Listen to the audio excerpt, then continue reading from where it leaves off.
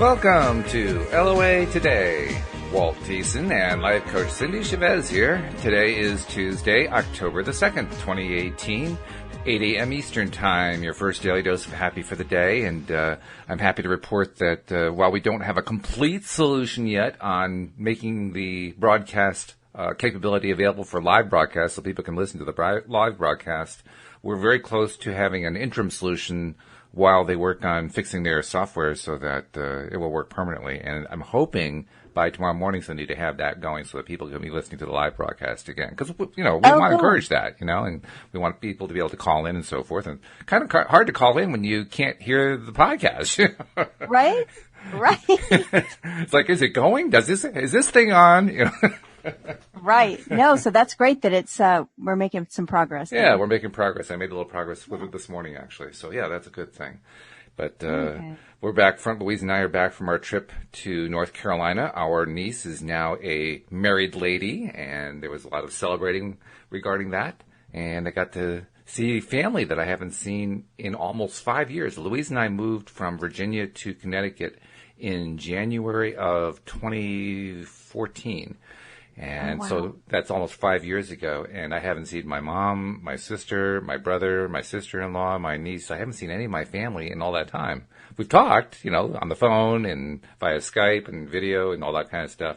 But it's not the same thing as being in the room, so got a chance to reconnect with my family again, which was a good thing. That's wonderful. Yeah. How you doing? Yeah. How's your week been? The week's been great. I've been really busy working on a new project that I'm hopefully going to tell you more about tomorrow because I'm going to be launching it hopefully this week. Wow. So that's been good. It's been good to be busy like that, a good kind of busy, you know? Yeah, right.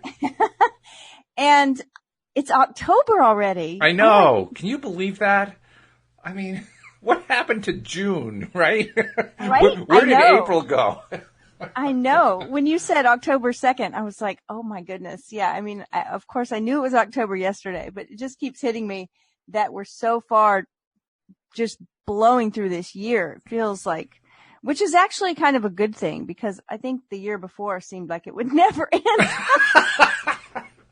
So, it's all good. It's all good, but I'm enjoying the cooler weather and we still are getting rain, a lot of rain. But just to have the temperatures down from the high 90s to the low 80s is a big difference. So yeah, I'm enjoying that part. When you live in the South, that's a big deal. Up north here, we're currently right now the temps are in the 60s, and this is a relatively warm day. Oh my goodness! Well, that's so nice. Everybody here, it's the way the marketing goes with everything, and so it's like. October arrives and all the coffee places have this like pumpkin spice and it's like, it's 90 degrees. Yeah, and it's like everybody's longing to put on a hat and a pair of boots, but it's just not happening yet. Not quite, but it'll get there. It'll get there. That's right. Oh, that's funny. That's really good. But yeah, it's amazing how fast it's moved. In fact, Patty Framo and I were talking about it during yesterday afternoon's podcast. And we were noting that, in our opinion, and I suspect this is probably true for you too, a lot of this perception about how quickly the time goes by really, I think, is an indicator of how well or not so well we're actually living in the now. Because when you're living in the now, the time is timeless. And it doesn't seem like it's moving quickly or slowly. It's just kind of there. But when we're kind of stepping out of the now, like we sometimes do, thinking about the past, the future, worrying about this, that, or the other thing, I think that's when the time seems to speed up. Because it's like, oh my God, I can't keep up with everything. It's just flying so fast. That's an interesting concept. I mean, we do know that time is just a construct. So that's right, yeah. It's really interesting about what's going on in our life that causes us to perceive it in a certain way. So it makes me think we just need to keep working more and more on what it is we know we have to keep working on, because the better we get at that, the less we'll have that kind of perception, I think. Well, it always makes me laugh to think about, the difference between the way you perceive time as a kid and the way you perceive time as an adult. Exactly. As a kid, it's like if it's a Monday and something that you're looking forward to is happening on the weekend, it just seems like it's never going to get there. And as an adult, I feel like the weekends are never that far away. It's just flies by. So the classic, maybe it's busyness. I don't know. Well, yeah, sure, that's part of it. Because when you're really, really busy, and if it's not all joyful busy, it's going to have that tinge to it. I think that's where it's going to come from. There's the idea that time flies when you're having fun too. So yes, it does. Interestingly enough, but because it's also a perceptive thing, the time flies within the now. But when you step away from it for a second and look at what's going on, it's like, well, gee, nothing passed by. So once again, it's all the perception, And it's all perception. We talk about this a lot, but it's because it's true. It's all in our head. It's annoying, but it's all in our head. We're going to talk about that today as well. Oh, we are? Okay. Yeah, because we're talking about Neville Goddard's book, Awakened Imagination and the Search. We're up to chapter 4, aren't we? And, we are. Yeah. The Pruning Shears of Revision. I saw that subtitle and I said, what the heck does that mean? I have no idea. Now, I'm going to say something now because this is what came to mind when I went to look where we were at, and I reminded myself of that title, The Pruning Shears of Revision. It's really interesting because although Neville means something a little different, and of course we will get into that. Sure. There is something called synaptic pruning, and I learned about this maybe a year ago. I think I heard it on NPR.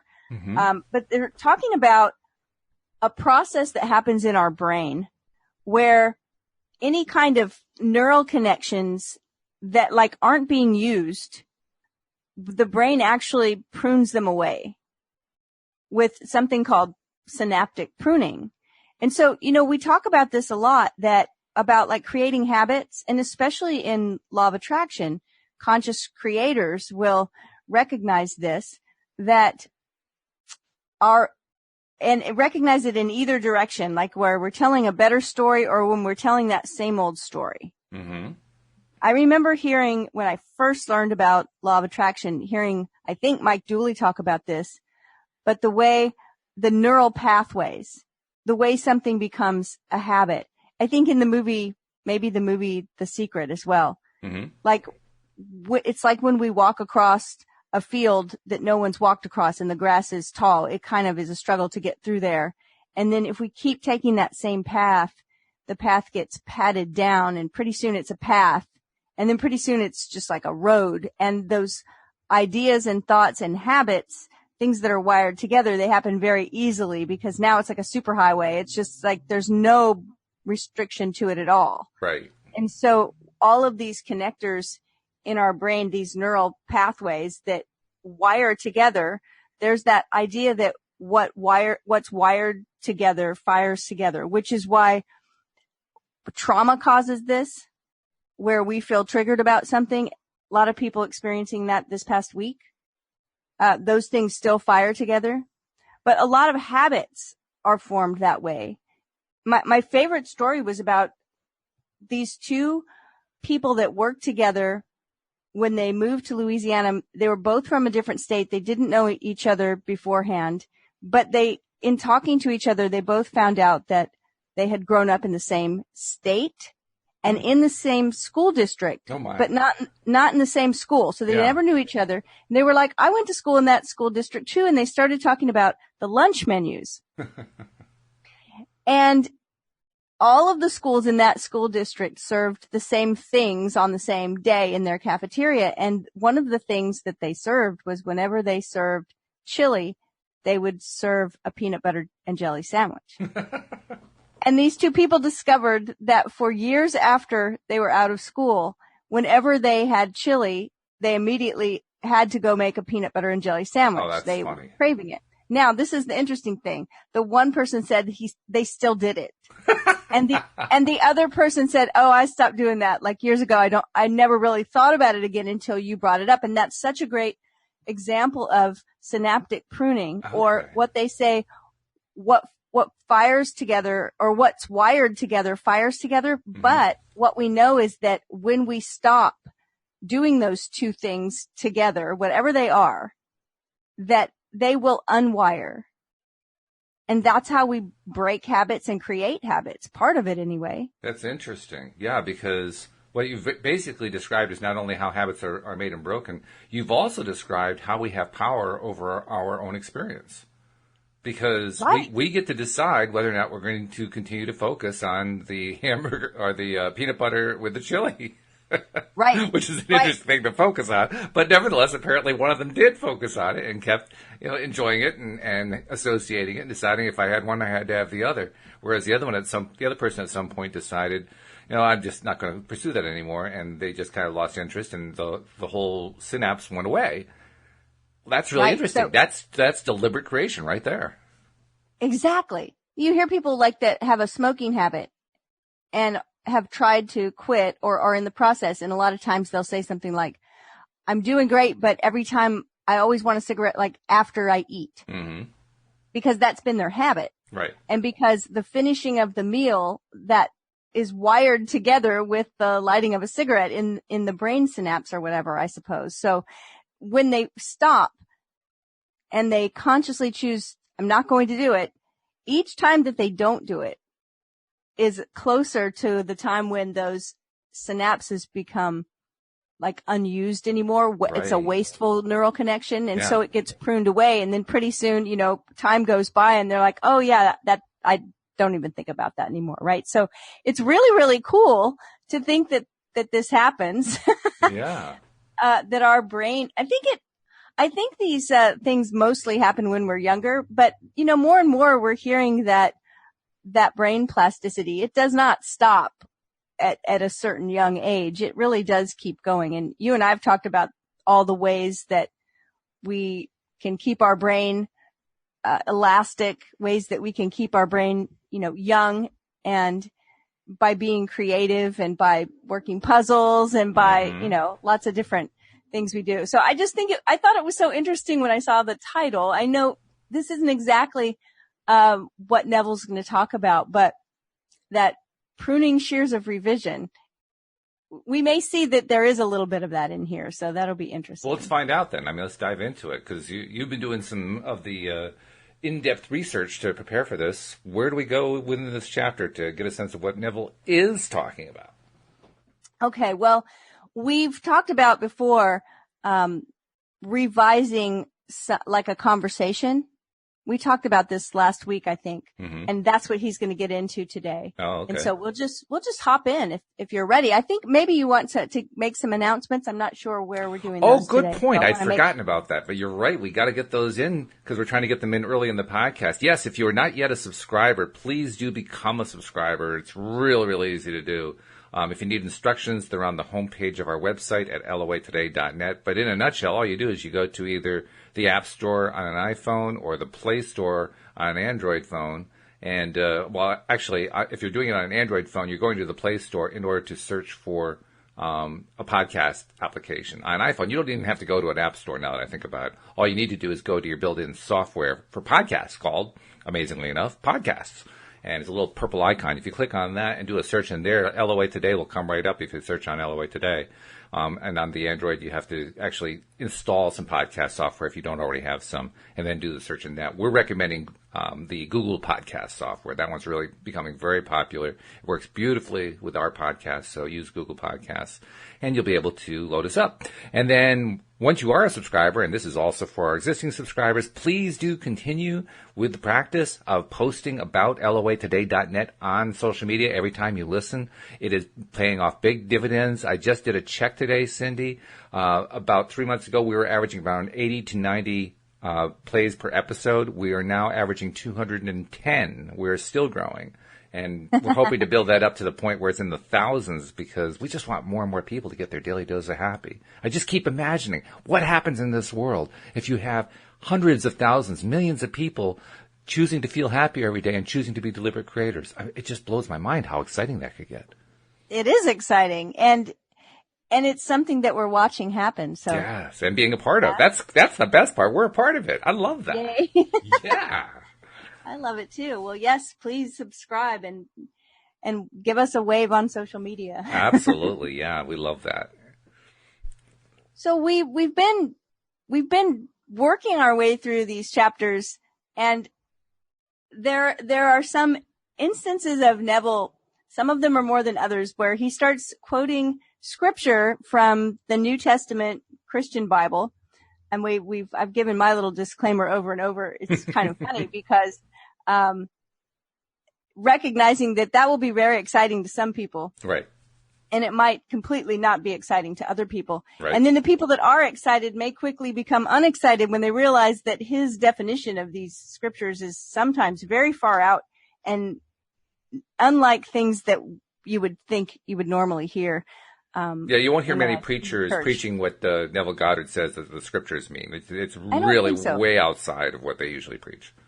So I'm going to add a little bit of commentary whenever that happens, and it happens right away in this chapter. So the chapter is the pruning shears of revision. Mm-hmm. And he starts right off with a short verse from 1 Corinthians. He says, the second man is the Lord from heaven. So that's just sort of throwing you right in. And if you don't know what he's talking about, just like the basic part of what he's talking about. But in that passage, it talks about the first man is of the earth and the second man is the Lord from heaven.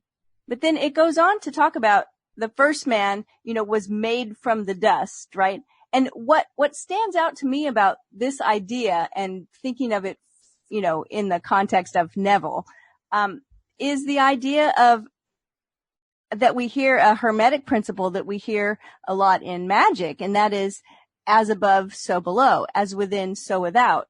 We also talk about this in law of attraction. We say everything's in our head. Mm-hmm. And the things that are going on in our thought processes will eventually manifest in our physical world, in our physical experience. So he says the second man is from heaven. And it just reminds me of the difference between the physical and the mental or spiritual or the thought life. And so he says, never will he say, caterpillars. He'll say there are a lot of butterflies as is to be on our cabbages. He won't say it's winter. He'll say summer's sleeping. And so when I was reading this, I was like, okay, I get it. I think he's quoting. I'm glad you get it, because I'm sitting here saying, what the bleep is he talking about? Well, he also quotes a lot of poets, as we see, right? Okay. He says, there's no bud little enough nor sad-colored enough for Kester not to call in it the beginnings of the blow. Mary Webb from Precious Bane. The first act of correction or cure is always revise. One must start with oneself. It's one's attitude that must be changed. Okay. And then he quotes Emerson. He says, what we are, that only can we see. Now, I want to say there's a famous quote. He's quoting Emerson. What we are, that only can we see. There's a famous quote that often gets attributed to the writer Anais Nin, which is, we don't see things as they are. We see them as we are.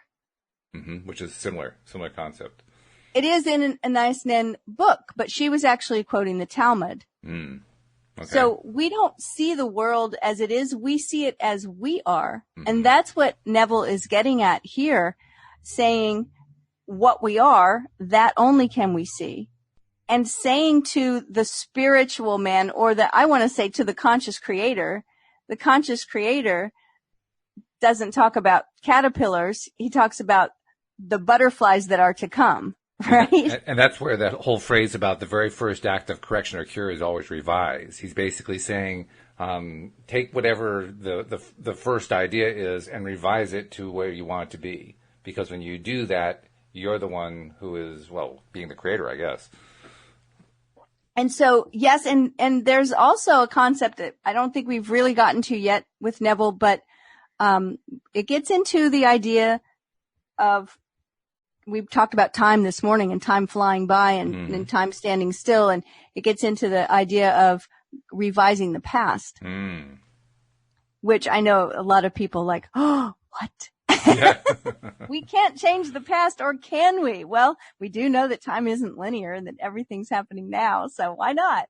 We can, even if we have trouble with the idea of changing the past, what we can do, and this makes it easier for somebody who struggles with the idea that, no, we'll change the past. No, you can't change the past. It's easier to think of it in terms of we can change the way we remember the past. The past may not have changed, but we remember it differently if we choose to. Right. And when we think about it, the past is gone anyway. Right. All it is a memory, right? So, okay. So he says it is a most healthy and productive exercise to daily relive the day as you wish you had lived it, revising the scenes to make them conform to your ideals. For instance, suppose today's mail brought disappointing news. Revise the letter. Mentally rewrite it. Make it conform to the news you wish you had received. Then, in imagination, read the revised letter over and over again. This is the essence of revision. And revision results in repeal. Now, I know for somebody who is going to be a little bit resistant to this whole process anyway, because you can't change the past, the first question that comes to my mind is, well, what's the point? I mean, the past is still the past.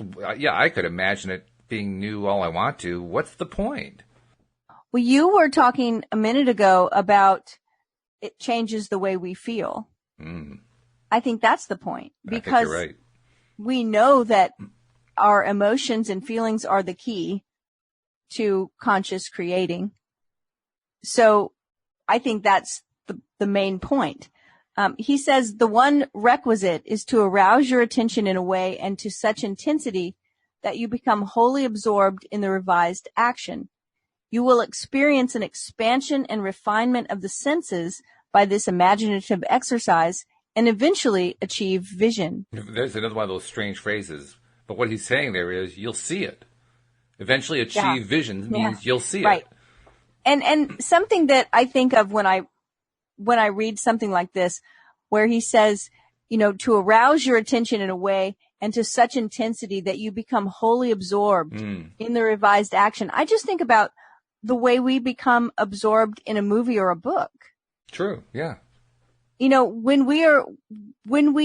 Sometimes if I sit down to read a book or watch a movie, and my mind is on other things, it may be hard to get into the book. It's like I'm trying to read the chapter. It's a story. It doesn't matter. It may be a terrific story, but if I'm thinking about something I have to do later, or, I forgot to call someone, or, whatever thoughts are crowding in, it's very hard to get absorbed. But at some point, if I keep with it, suddenly I am completely absorbed in that story. I am no longer thinking about, things I have to do later or things I needed to do whenever. I'm just so involved in the story. I know that we've all maybe had that experience where we're so involved in a story, absorbed in it, where someone walks in the room and says something, we almost jump. It's like, I didn't see you there. I was so involved in this. I think that's where the creative energy comes from when we're doing this revision. I think you're right. We don't just think about it. We don't just think, I wish the letter would have said whatever. No, we go through it and we put ourselves in that place and we let our senses get involved and we get absorbed into that idea. That's when things start to change. And yes, I love that he says eventually achieve vision. Yeah. Well, also, we need a Neville decoder ring, right? Yeah, that's right. Yes, we need a Neville decoder ring. That's it. But I love what you said, and I love the example you gave of watching a movie or watching a program of some kind, where you're resistant to it at first, and it's one of those, right? And you're not paying much attention, but if you stay with it, eventually you get caught up in it. There's a phrase that gets used to describe that, a phrase that comes to us from the movie industry, and that phrase is suspending our disbelief.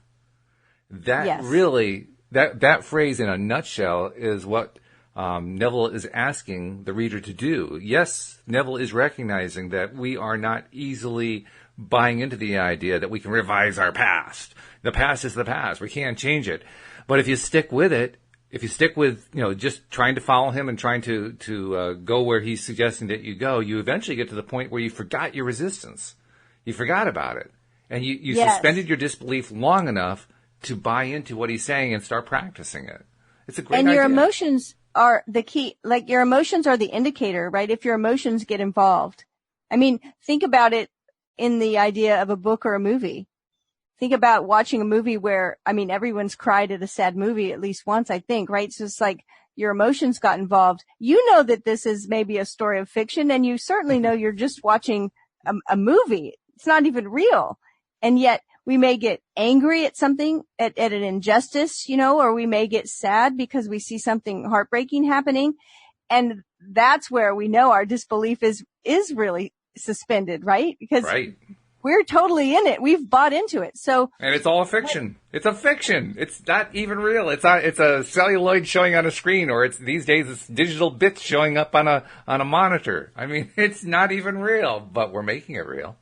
Right. Yes, we are making it real. And so I would think that most of us, when we are consciously creating, we are attempting to create something that brings us happiness, not anger or sadness. Hopefully, yeah. So that's the key this is the thing I talk about all the time, is that in these types of exercises, learning how to do them and do them for the enjoyment of that emotion, that feeling, that when we buy into whatever it is we're trying to create, when it becomes so real that it's just wonderful and we feel great, we can actually do this for that result. Not for the result that we see off in the future of something actually manifesting. Because when we go there, then all of a sudden it's out in the future again. But it's the result of enjoying it right now. Enjoying it now, feeling it now. Okay, so let's not get too far off track here, Cindie. All right, so you will experience an expansion and refinement of the senses by this imaginative exercise and eventually achieve vision, or eventually you will see it come to pass. But always remember that the ultimate purpose of this exercise is to create in you, he says, the spirit of Jesus, which is continual forgiveness of sin. Okay, now that requires a lot of explanation right there. I want to keep going back to it, but Neville has talked about the idea of forgiveness of sin, and that in the original, this sin literally means just to miss the mark. So forgiveness of sin means to correct it and to hit your mark. Change your aim. Change your aim. And he talks about that. So what we're wanting, and he says it's the spirit of Christ, or the spirit of Jesus. Now, this is what I'm talking about when he gives you some of his own definitions. His definition is that it's that spirit that can hit the aim. So it makes sense when you start understanding his language here, is that when we can do that, he says, okay, that's Christ in you. Christ has been formed in you. That's his way. It's his languaging there. Right. And so when we get to the point where we can hit our aim in the imagination even, right? That's the point. Yes. Then he says, now you're doing it. Now you're going to start making miracles happen, because you're at the point where you can use those pruning shears consciously, where you can go in and hit the mark that you missed before. And so a lot of us have ideals and goals that we want to achieve and that we may feel like we've missed in the past. And this is exactly what he's talking about, to use our imagination to see that thing done. In fact, there's a sentence that comes up in another couple paragraphs that really summarizes it when you use his definitions. Without imagination, man remains a being of sin, or without imagining, man keeps missing the mark. Exactly. And when you miss the mark, it's like, well, okay, now there's no guilt associated with it. Just, oh, darn, I missed. Time to re-aim. He says here, revision is of greatest importance when the motive is to change oneself. Well, we already know that that's all we can change, right? And when we change, everything changes. That's true. Yeah. Right? When the motive is to change oneself, when there is a sincere desire to be something different, when the longing is to awaken the ideal active spirit of forgiveness, without imagination, man remains a being of sin, or man keeps missing the mark. Correct. Man either goes forward to imagination or remains imprisoned in his senses. To go forward to imagination is to forgive. Forgiveness is the life of the imagination. The art of living is the art of forgiving. So in other words, every time that we imagine, that is an act of forgiveness. Yeah, because we're changing. We're imagining something different. Well, forgiveness is in fact... That puts a completely different spin on what forgiveness is. Right. I mean, that's even different from the one that I have most recently leaned on, that forgiveness isn't about forgiving the other person, it's about letting go of yourself. But this takes it to a much greater extent than even that does, because it's literally equating forgiveness with imagination. It's saying when you are forgiving, you are imagining. When you are imagining, you are forgiving. So the best way to forgive is just to imagine. And to revise, right, in the imagination. Yeah, change the yeah, you want to change the story. You're right. Yes, you don't want to imagine the same thing that happened before. That doesn't help much. Well, I'm in agreement with you about, generally speaking, when we talk about forgiveness, is that forgiveness is not, saying that whatever someone did to you is okay. It's you deciding you're not going to carry the weight of it. Exactly. Yeah. And so I think they kind of go hand in hand, because the story of I'm a victim and you did this terrible thing to me and I'm holding this grudge and I can't, that's a different story than I'm going to let go of this, not because what you did was right, just because I don't need to carry this anymore. I need to be free of this heavy burden of this weight. Yes. And that's, when you talked a minute ago about when you want to be a sincere desire to be something different, that's me being something very different. Those two, examples, one of carrying the weight of a grudge. There's that saying that says that when we hold unforgiveness, it's like drinking poison and expecting the other person to die. That's a good phrase. I hadn't heard that one, but that's good. So it's like, it's just me saying, you know what? I don't need to carry this anymore. That's a free person. Yeah. That's a totally different thing. And to me, that's revision, right? Mm-hmm. I mean, we're revising the story at that point. Well, our own story. Anytime that the story we don't like gets modified by us in our imaginations, we have revised the story. That's it. It doesn't matter what we change, what part we change. The moment we change the slightest detail, we have revised it. So I love it. He says, forgiveness is, in fact, experiencing in imagination the revised version of the day, experiencing in imagination what you wish you had experienced in the flesh. Every time one really forgives, that is, every time one relives the event as it should have been lived, one is born again. You see his definitions there are quite different. Very different. But I like that one I can actually believe in. That one I can say, yes, I agree with that one. Doesn't that make sense? Right. Yeah. He says, Father, forgive them is not the plea that comes once a year, but the opportunity that comes every day. The idea of forgiving is a daily possibility, and if it is sincerely done, it will lift man to higher and higher levels of being. He will experience a daily Easter, and Easter is the idea of rising transformed. And that should be almost a continuous process.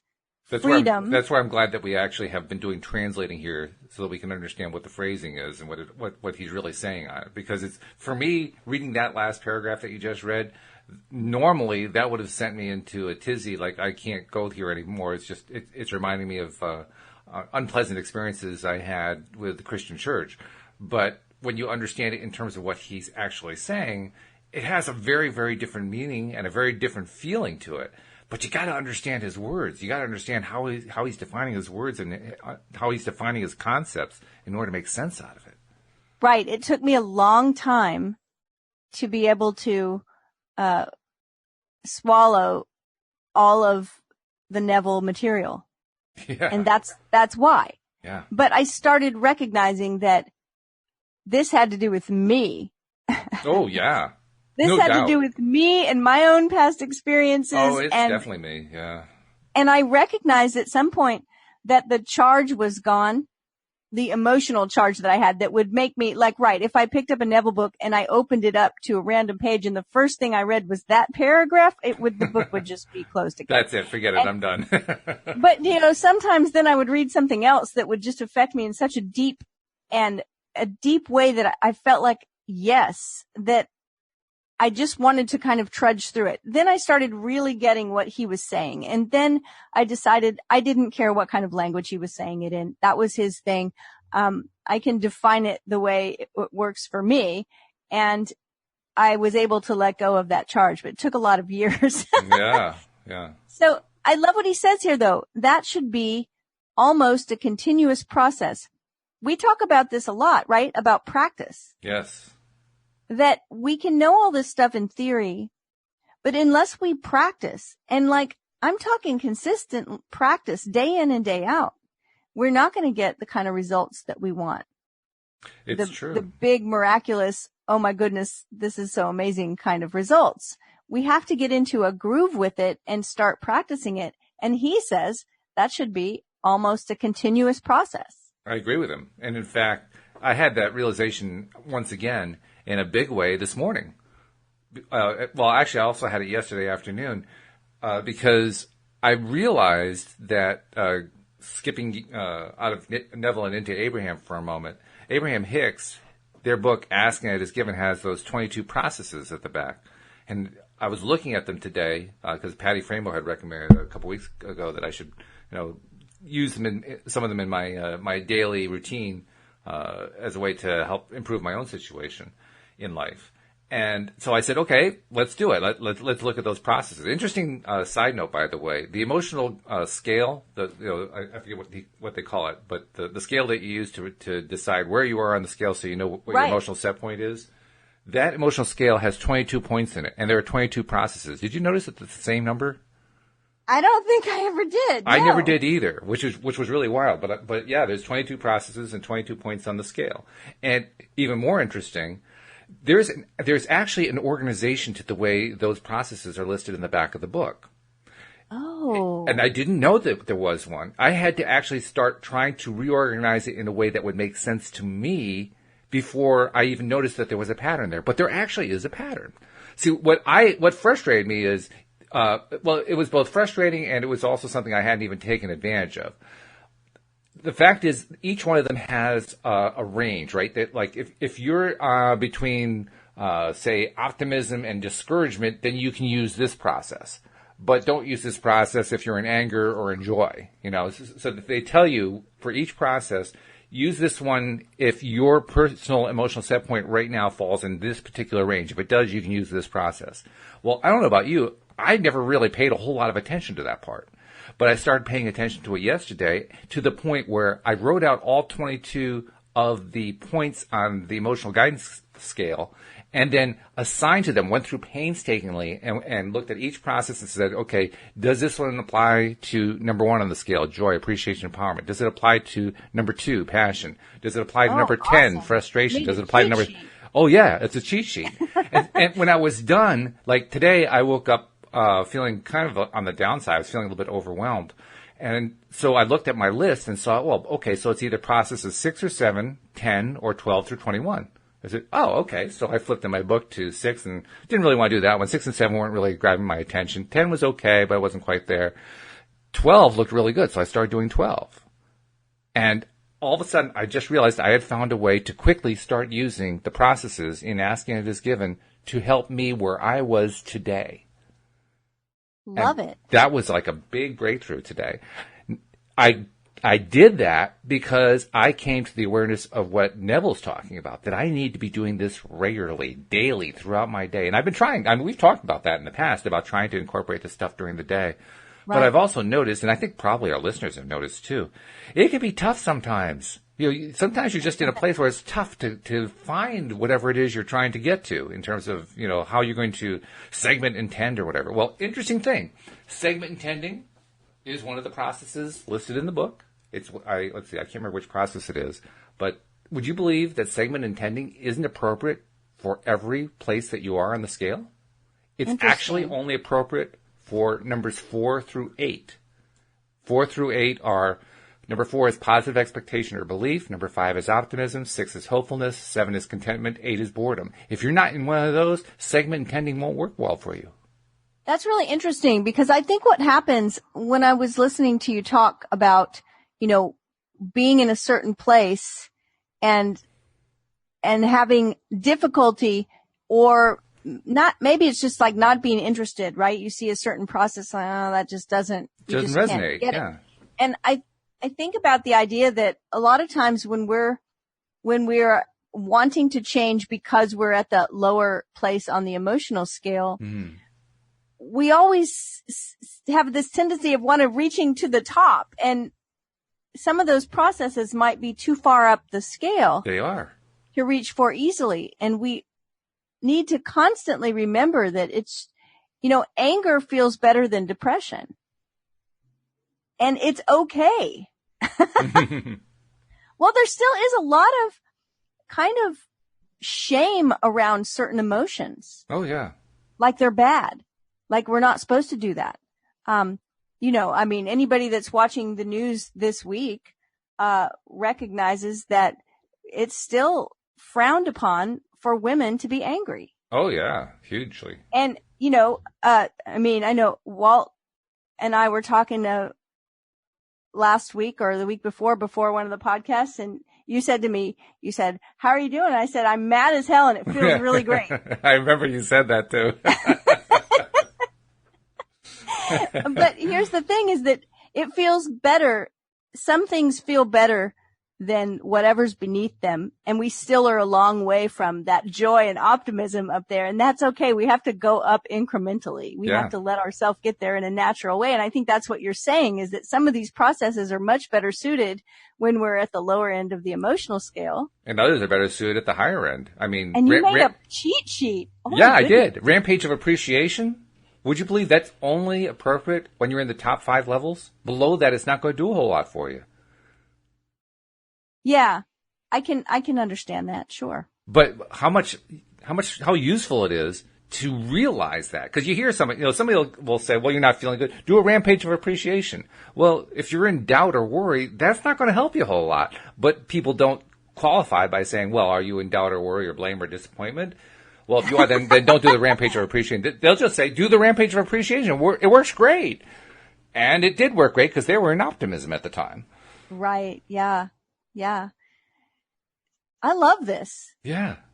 I'll publish this thing too. I'll put it on I'll post a blog post about it on the website so people can. Oh, I'm excited about that because I think that's really important. While you were saying it, I'm looking on my shelf. I'm like, where is that book? Where's the book? Right. Yeah. Well, this won't tell you what the different processes are. You'll have to get the book. Although maybe I'll even revise it later on and I'll describe the processes in some detail so that people can just have the cheat sheet and then they can go right down and just do the process. Because the one thing I noticed about the process in the book is that they not only tell you how to do the process, but they give you a whole lot of discussion around it. And so it can actually take you time to get through to find to the point, okay, how do you do the darn process? Tell me. I think it's one of those books that it's a must-have for anybody that's working on this stuff, right? Yeah. It's Abraham Hicks, Ask and It Is Given. It's definitely it's one you've got to have on your shelf. I think it's a as we're listening to Neville here, then talking about revision. When you were talking about that, it made me wonder where on the emotional set point scale does revision work best? Does it work on all 22 points? Does it work in a particular range? I don't know, but I'm kind of curious. I want to say that it does, and this is why I'll say it. And maybe the lower range is even better. Okay. And that's because I think that would be the time that we would be really motivated to do it, is when something's happened that's got us in that place, right? In the place of really wanting things to be different. Mm-hmm.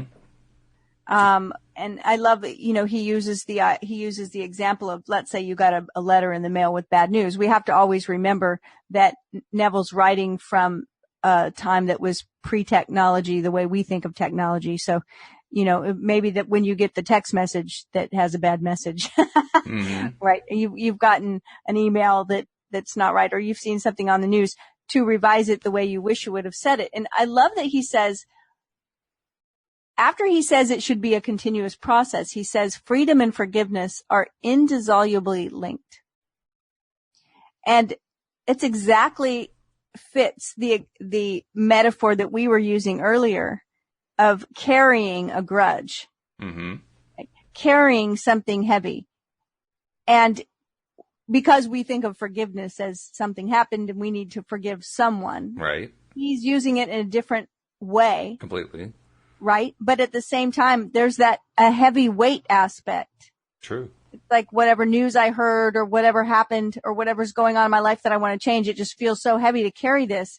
And so I want to revise it, which is forgiveness.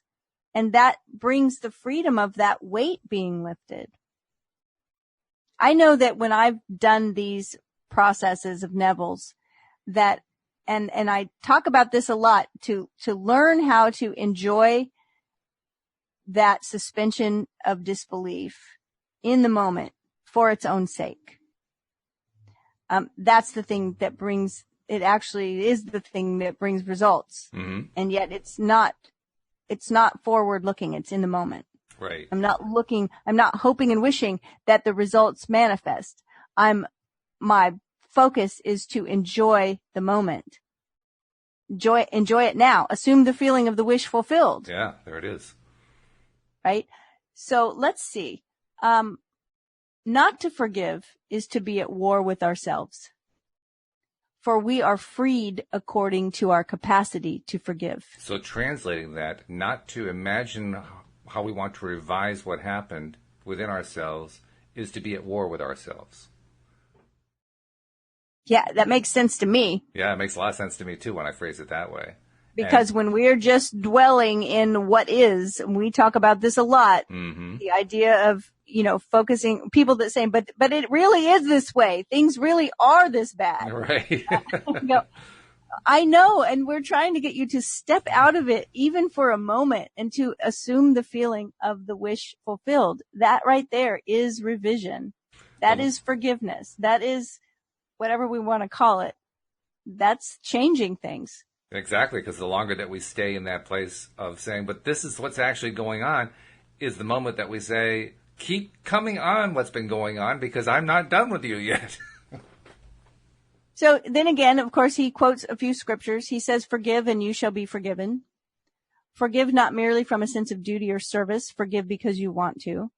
Thy ways are ways of pleasantness and all thy paths are peace. From Proverbs. You must take pleasure in revision. You can forgive others effectively only when you have a sincere desire to identify them with their ideal. Duty has no momentum. Duty has no momentum. I want to highlight that one. Yeah. That's so great.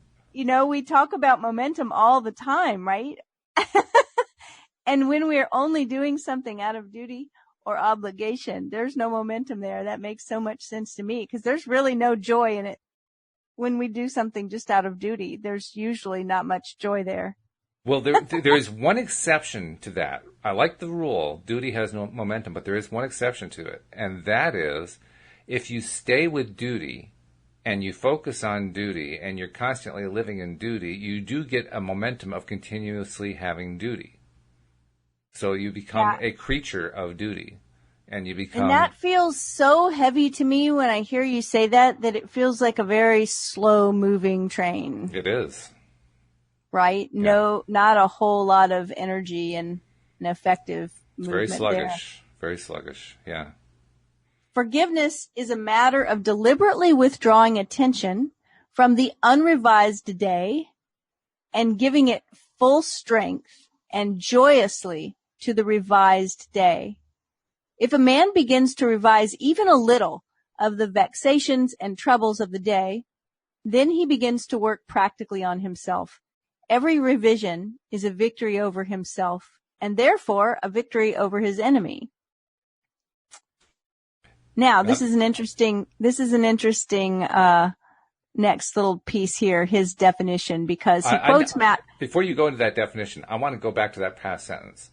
Okay. Every revision is a victory over himself and therefore a victory over his enemy. I think that needs a little translation. Yeah, I'm saying you're your worst enemy. Well, more than that, he's saying a revision is a victory over himself. So if we were to translate that, a revision is the ceasing of treating yourself as your own enemy. I like that too. Yeah. It's that we are the ones that get in our own way, right?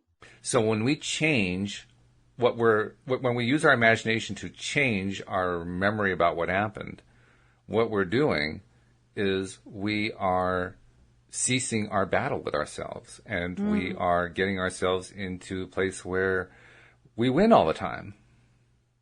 Right. And that's why I love this next part, because he quotes Matthew saying a man's foes are those of his own household. Yes. But he goes on to say, and his household is his state of mind. Another metaphor jump, but there it is. Okay. Right. He changes his future as he revises his day. I mean, this is really powerful stuff if you let it sink in. Mm-hmm. It may take more than one pass. Right? Yeah. Oh, yeah. But we are the ones that get in our own way, and we have the power to change that. I think it's pretty powerful. Mm-hmm. So when a man practices the art of forgiveness, of revision, however factual the scene on which sight then rests, he revises it with his imagination and gazes on one never before witnessed. So he's creating with his imagination something completely new. Mm-hmm. The magnitude of the change, which any act of revision involves, makes such change appear wholly improbable to the realist. The unimaginative man. So this is where other people often will get in the way. Have you ever heard in a lot of like self-help books that are focused, especially ones that are focused towards maybe business and really, doing some big thing, and it'll warn people. I can't give you a title or an author, but I know I've seen it multiple times where people will say, don't tell your big dreams to people unless you know there are people that will support you in it. Mm-hmm. Yeah. Oh, yeah. A lot of self-help people suggest that. Right. It's like, don't just tell everybody this huge dream you have. Tell the people that you know are going to get behind you and support you in it, and not call you a fool. Right. Oh, that's so foolish. You could never own your own company or whatever. And believe me, there are a lot of dream crushers out there. So I totally get this. But this is what he's saying here. The magnitude of the change, which any act of revision involves, makes such change appear wholly improbable to the realist, the unimaginative man. This is the person that's saying, well, that's ridiculous. You see what the letter said. Yes. You think it's going to do any good to lay there in bed at night and pretend that the letter said something different? That's the unimaginative person. Right? And I'm thinking about that unimaginative person, that realist. And something occurred to me while you were reading this whole paragraph, which is even the realist revises his experience. We all do, right? Did we talk about this recently? I might have had this conversation on air with you, off air with you, with someone else. I can't remember. I'm not sure. But the idea that when we remember something, every time we remember it, we're actually creating that memory over again. And it changes a little bit. It does change. And in fact, I was just noticing when you read that paragraph that most often the realist changes the memory for the worse. Did you ever notice that? That's a good point. This is like the first step of awfulization, right? You take something that's like, sort of not good, and you turn it into something really not good just by the way you remember it. There's an idea that, and I'm sure I'm guilty of this, because in my own language, although I try not to be, and the idea is that when we don't use language that is correct. In other words, if I say to you, oh my goodness, I knocked a glass of water off my desk and it was a complete disaster. Right. Well, it's not really a complete disaster, right? I mean, the hurricane that hit, wherever, that was a disaster. This is just a glass of water on the floor. Louise and I have had conversations about that. I'll knock a cup of water over. Oh, darn, I knocked a cup of water over. And she'll say, well, quick, go get some towels. And I'll look at her, I'll say, give it an hour, it'll be gone. So, we do that. And what's so funny is that we're reading here about it appears wholly improbable to the realist, but even that's not being real, right? True. Deciding it's a disaster, exactly. That's the point. That's the thing that really caught my attention. Realists, people who insist that I have to be realistic about what happened, are people who are actually the best at revising for the worst. I'm ducking my head and hoping I'm not guilty too often here. Well, the point isn't to be guilty. The point is just to recognize. Because to guilt really has it, nothing right? to do with it. Guilt is for people who want to shame. It's not about guilt at all. It's about, do I recognize that I do that? Not to shame myself, but just to recognize it so I can say, do I want to continue to do that? Right. And that's why I love the whole idea of identity, stepping into the different identity, just being able to say, and we can do this. Yes. And I recognize that I've done that before. Mm-hmm. I'm going to step right over here into the identity of me that doesn't do that. Yeah, I don't want to be like that anymore. My goodness, Why do I keep doing that? I am done with that. I am so tired of being the person who finds a way to awfulize the situation. I'm done with that. Yeah. Yeah. And it's not being a realist. No, it really isn't. Yeah. The unimaginative man. There's no such thing, actually. That when you think about it, there really is no such thing. There is no such thing as an unimaginative person. Everybody is imaginative. The realist is the person who claims that he's the unimaginative man. He's the one who claims things are always what they are and nothing can ever be changed by thought. That's true. It's just using an imagination in the other direction. Yeah, it's using an imagination to say I don't have an imagination. or it's using it in an unconscious way. And that's what we're always about here at LOA Today, is being conscious of where we're pointing our magic wand. Right. That's true. Focusing on a specific thing that we want to see. He goes on to say, I'm just going to read this one last line because I know we're winding up here, but radical changes in the fortunes of the prodigal. I think most of us know the story of the prodigal son. Luke 15, he says, all of the radical changes in the prodigal son's fortune were produced by a change of heart. The battle man fights is fought out in his own imagination. The man who does not revise the day has lost the vision of that life, into the likeness of which it is the true labor of the Spirit of Jesus to transform this life. Remember, his definition of the Spirit of Jesus is the imagination, is the ability to revise things, is the ability to see things in a different way. That's all he's saying.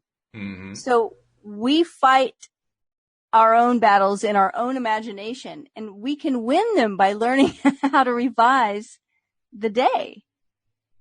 I do this pretty often, and this reading all of this anew again has caused me to want to really fire up my practice here, because it's been one of the most powerful things I've ever done for my own law of attraction practice. So I've been enjoying this.